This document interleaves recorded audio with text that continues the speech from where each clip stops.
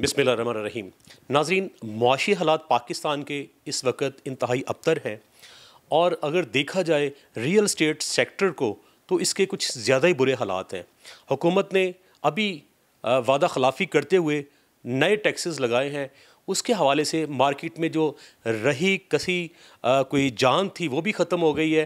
तो इस हवाले से हमारे साथ इस वक्त मौजूद हैं फेडरेशन ऑफ रियल्टर्स पाकिस्तान और Islamabad real estate agents association के सदर जनाब सरदार ताहिर साहब। हम उन्हीं से पूछते हैं कि उनको किन मसाइल का सामना है। अस्सलाम वालेकुम जी। जी वालेकुम सलाम। सरदार साहब, हुकूमत ने आपसे वादा भी किया कि जो बजट में नए टैक्सेस हैं वो रियल स्टेट पे नहीं लगाए जाएंगे, लेकिन उसके बावजूद जो फाइलर हैं उस पर 3% टैक्स कर दिया गया, जो नॉन फाइलर है उस पर 10.5% टैक्स कर दिया गया और उसके अलावा भी बड़े टैक्सेस लगा दिए, बड़ी कदगनें लगा दी। तो रियल स्टेट सेक्टर तो किसी भी मुआशरे के लिए, किसी भी हुकूमतों के लिए बड़ा एक मुआवन मददगार साबित होता है।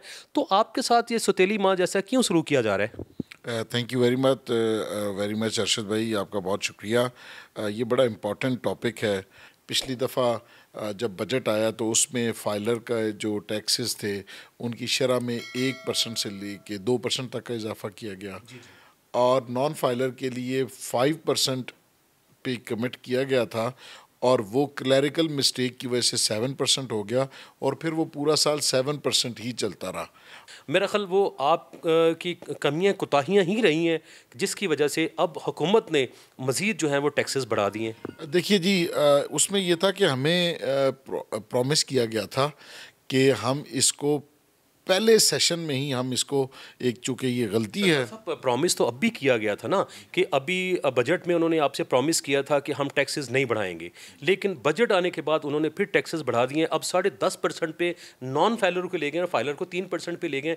क्या इस पे आप लोगों ने कोई एक्शन लिया? क्या प्लान है आपका? जी, ये देखिए, मैं आपको उसी का बैकग्राउंड बता रहा था कि हमने उसके ऊपर फेडरल मिनिस्टर से, जो फिनांस मिनिस्टर थे उस वक्त के, उनके साथ हमने, लेकिन हमारी चूँकि पिछले साल पॉलिटिकल टर्मोइल इतना ज़्यादा रहा कि ना कोई गवर्नमेंट स्टेबल हुई और ना किसी के साथ मुज़ाकरात करने के लिए वो अवेलेबल रहे, कि इतने मुश्किल सूरत हाल थी। आपको पता है ये पिछला पूरा साल 1.5 साल जो गुजरा है वो सड़कों के ऊपर ही गुजरा। तो गवर्नमेंट ने इसी वजह से जो बजट प्रपोज़ किया वो वही बजट था जो हमने बैठ के नेगोशिएट किया था और उसके बाद उसमें मज़ीद रिलैक्सेशन भी गवर्नमेंट ने हमें ऑफ़र की। वो ये थी कि जो 236K है, अगर फ़ॉरेन रेमिटेंस आती है और को नॉन रेजिडेंट पाकिस्तानी है, वो जो पैसे भेजेगा उसको 236K इफ़ेक्ट नहीं करेगा, कि वो उससे नहीं लेंगे, इस वजह से कि वो उसकी इनकम उसने वहाँ पे किसी दूसरे कमाई है, टैक्स वहाँ पे ऑलरेडी पे कर चुका है। तो जब ये सेल करेगा तो उस वक्त गेन के ऊपर तो वो टैक्स पे कर दे, लेकिन परचेज़ के ऊपर उसको नहीं करना चाहिए। इसके अलावा 111 जो है रेमिटेंस अगर कोई भेजता था तो उसको $1 लाख तक अगर वो पाकिस्तान में किसी भी लीगल चैनल से भेजता तो उसको नो क्वेश्चन आस्क, कि उससे कुछ नहीं पूछा जाएगा कि आपका सोर्स क्या है भेजने का। ये भी एक बड़ी इम्पोर्टेंट चीज़ थी और इसकी वजह से हमने गवर्नमेंट की तारीफ़ भी की। लेकिन आपको पता है कि लास्ट मोमेंट पे हम चूँकि एक IMF के प्रोग्राम से ऑलरेडी डीरेल हुए थे और गवर्नमेंट ने किसी भी तरीके से उस प्रोग्राम को लिए बगैर हम डिफ़ॉल्ट से किसी भी सूरत बच नहीं सकते थे। तो लास्ट मोमेंट के ऊपर अब IMF ने तो ये शायद नहीं कहा कि आप जाएं और जाके सारे टैक्सेस आप रियल स्टेट पे लगा दें तो हमसे हमारे वो जो 300 बिलियन का गैप है वो आप इस तरह ओवरकम कर लें। अब वो जो 300 बिलियन का गैप था उसमें 85 बिलियन के करीब गवर्नमेंट ने अपने जो गैर तरक्याती अखराजात थे उन पे कट लगाया और बाकी 215 जो बिलियन है उसमें से तकरीबन 60 अरब के करीब रियल स्टेट के ऊपर टैक्सेस लगाए और बाकी आपने देखा होगा सैलरी जिसकी 20% थी उसका 22.5%, 2.5% जो सैलरीड लोग थे उनकी जो स्लैब्स थी उसमें भी इजाफा किया गया कि इजाफी लेके तो हम ये 215 बिलियन पूरे करें। तो इस वजह से लास्ट मोमेंट के ऊपर without taking any consent of any stake holders. Last moment के ऊपर ओवरनाइट गवर्नमेंट ने ये काम किया। हम जो चाहते हैं कि देखिए 60 अरब या 70 अरब आपने तो लिख के दे दिया कि हम इस तरीके से इजाफी टैक्सेस से हमें ये आमदन होगी, लेकिन जैसे मैंने कहा आपको कि 10,000 अगर ट्रांजैक्शन थी सीडीए की वो रुक गई है, तो वो 3,000 हो गई, तो वो आपका रेवेन्यू कम हुआ, कभी भी नहीं फुलफिल होगा। 3,000 का 1,000 रह जाएगा, तो आपका वो 60 बिलियन कहाँ गया? पाकिस्तान में इस वक्त जो रियल स्टेट है वो बिल्कुल खामोश है और लोगों ने अपने ऑफिसेज बंद करना शुरू कर दिए हैं और इससे रिलेटेड जो 80 से 85 शोबा जात है वो बिल्कुल रुक चुके हैं। तो अब इस सिलसिले में आपका क्या स्टांस है, आप करना चाहेंगे? लोगों की नज़रें सरदार साहब आप पे हैं जी, तो अब आपने इस सिलसिले में क्या प्लान किया है? देखिए जी, हमने जो प्लान किया है, हम इसके ऊपर सबसे पहले तो हम इसको यकसर मुस्तरद करते हैं। ओके, हमें जो चीज़ें हमारे साथ डिसाइड की गई थी हमें वो एज़ इट इज़, अगर वो होंगी तो गवर्नमेंट को भी रेवेन्यू जनरेशन, देखिए हमारा जो मुतालबा वो ये है कि बेस को ब्रॉड किया जाए, ज़्यादा लोगों से टैक्स लिया जाए, वही जो आपके पास मौजूद हैं उनको आप डबल टैक्सेशन, फिर आपको एफबीआर के पास ये आसान हदफ है कि मैं फाइलर हूँ मेरे ऊपर और लगा दें। हम एक प्रेस कॉन्फ्रेंस के ज़रिए अपने लाया अमल का ऐलान करेंगे। इसके अलावा हमने, मेरा भी कराची का इंशाल्लाह विज़िट है, कराची में हम वहाँ जाकर लोगों को मोबिलाइज़ करेंगे। बहुत लोग सारे मुल्क में बहुत परेशान है इस हवाले से। फिर हमने लाहौर में एक बड़ा कन्वेंशन और प्रेस कॉन्फ्रेंस लाहौर में रखी, इसी तरह कन्वेंशन और प्रेस कॉन्फ्रेंस कराची में, इसी तरह पेशावर में और इसी तरह इस्लामाबाद में भी।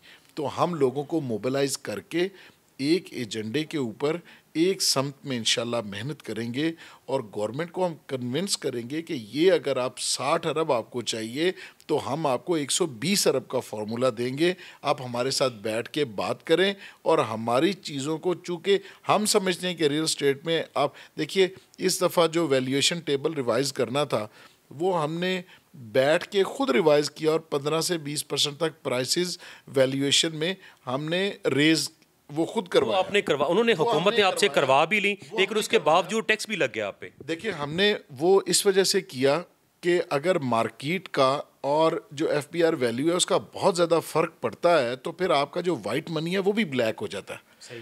लोग जो डिक्लेयर करते हैं वो एफबीआर वैल्यू के ऊपर अपने पैसे को डिक्लेयर करते हैं, वो और मार्केट का गैप अगर बहुत ज़्यादा होगा तो ऑलरेडी आपका पैसा ग्रे में या ब्लैक में चला जाता है। तो उससे बेहतर है कि हम हर साल कुछ 10% 5% करके मार्केट के करीब आए, ग्रेजुअली ये इंक्रीज़ भी हो, गवर्नमेंट के रेवेन्यू में भी इजाफा हो। हमने गवर्नमेंट के रेवेन्यू में इजाफा करने के लिए ही ये 15% या 20% हमने बढ़ाया। तो अब चूँकि वो काम हमने किया, इस वजह से किया कि वो 2% के ऊपर आपको जो कैलकुलेशन है वो आपकी कैलकुलेशन प्लस ये 15-20% ज़्यादा के ऊपर आप टैक्स लेंगे तो वो आपकी अमाउंट जस्टिफाई भी हो जाएगी और जो आपका टारगेट है रेवेन्यू का वो भी पूरा हो जाएगा।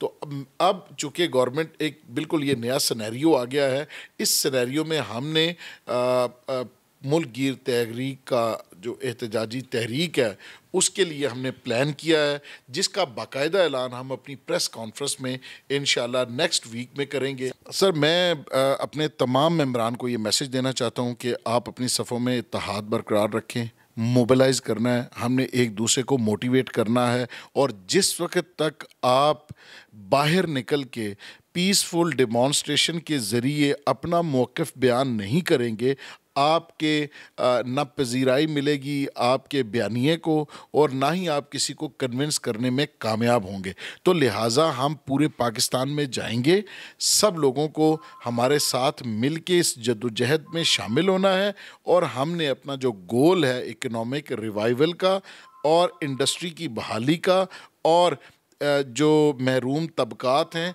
और स्किल अनस्किल लेबर जो हमारे साथ एसोसिएटेड है उनके रोज़गार के लिए हमने जो जद्दोजहद करनी है तो सब लोगों को उसके अंदर शामिल होना पड़ेगा। जी, सरदार साहब का यही कहना है कि वो जो नए टैक्सेस लगे हैं इनका अल्टरनेट वो हुकूमत को उनसे मिल के उन बाहमी मुशावरत से देंगे और जो इनके मेंबरान हैं पूरे पाकिस्तान में वो इस जद्दोजहद का हिस्सा बने, इस तहरीक का हिस्सा बने। इंशाअल्लाह हम इनके मफादात पे आँच नहीं आने देंगे